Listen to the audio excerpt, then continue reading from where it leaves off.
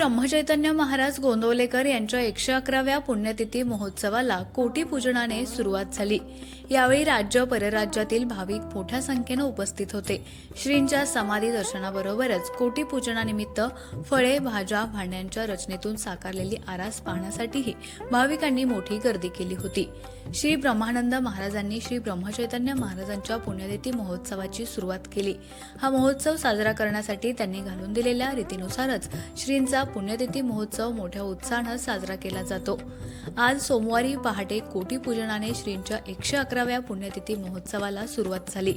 समाधी मंदिर परिसरातील मुख्य सभा मंडपात सकाळी 6:30 वाजता श्री ब्रह्मचैतन्य महाराजांसह श्री ब्रह्मानंद महाराजांच्या प्रतिमेचं विधिवत पूजन करण्यात आलं। समाधी मंदिर समितीच्या विश्वस्तांच्या हस्ते श्रींच्या पादुकांचे पूजन झाल्यानंतर अक्षय बटव्याचंही पूजन करण्यात आलं।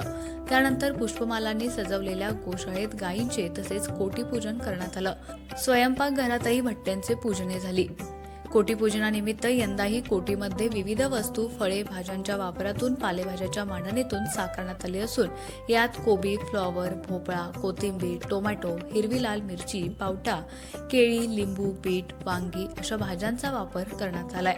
स्वयंपाकघरातही विविध वस्तू वापरून आकर्षक मांडणी करण्यात आली होती। ही सगळी आरास पाहण्यासाठी सकाळपासून भाविकांची मोठी गर्दी झाली होती।